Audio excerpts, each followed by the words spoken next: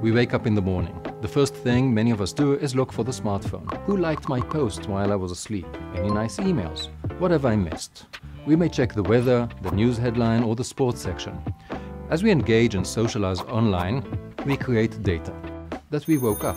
Who are our friends? What are we interested in? We get out of bed. We play some music. We operate some electrical devices.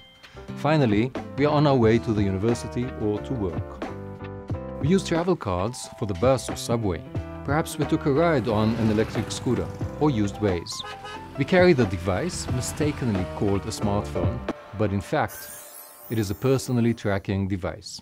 I'm Michael Bernhack. I'm Associate Dean for Research at the Faculty of Law here at Tel Aviv University, and I spend most of my time studying privacy.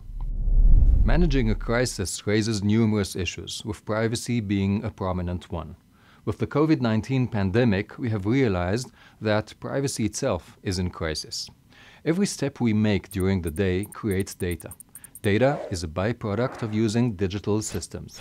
Once this data trail is created, others are interested in it. It may be law enforcement agencies, our employer, or someone whose heart we broke and now ghosts us, and more commonly, advertisers. The first lesson is that the data is out there, and it is worth a lot to others. Each disease has its unique features. For example, COVID-19 has some particularly tricky features, as we all know by now. Most importantly, asymptomatic or pre-symptomatic people who have been infected may infect others without their knowledge.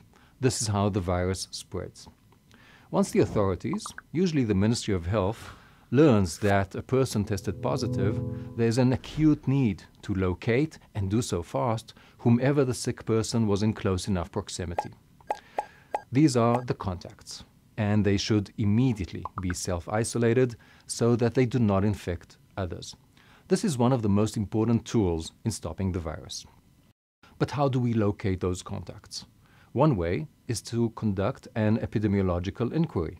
Ideally, someone approaches the newly diagnosed person as soon as possible and asks them about their whereabouts in the past 14 days.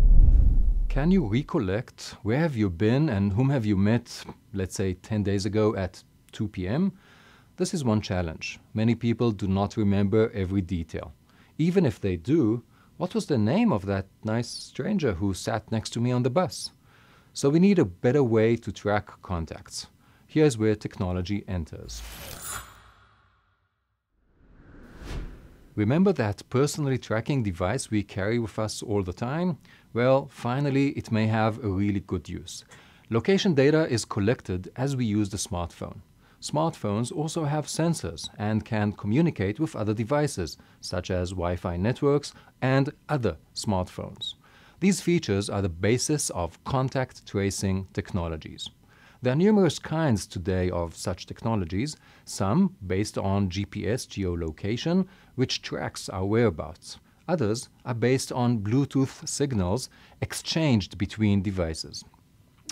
Engineers and developers can build data networks.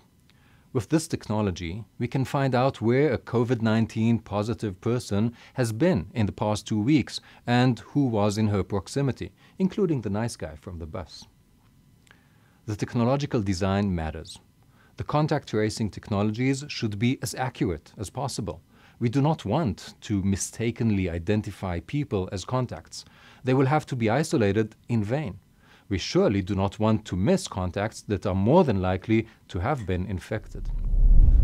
The technology should work. I may have been 2 meters apart from a sick person, but that was my next-door neighbor and there's a wall between us, and there was no direct or indirect meeting point between us in the past 2 weeks. We should be able to identify who was on the first floor of the building and who was on the third floor. And then there's privacy. Contact tracing technologies obviously implicate our privacy. Think about your medical status. Do you want everybody to know that you are sick if this is the case? Think about your contacts. Who have you seen in the past 2 weeks? Yes, you probably think, well, I have nothing to hide. Well, think again. Are you sure? Think about your whereabouts. Again, you may think you have nothing to hide. Well, think again. The data trail that we discussed earlier may reveal intimate and private information. We have done nothing wrong, but we do not necessarily want others to know everything. This is the challenge: how to design contact tracing technologies in a manner that can achieve its goal and yet protect our privacy.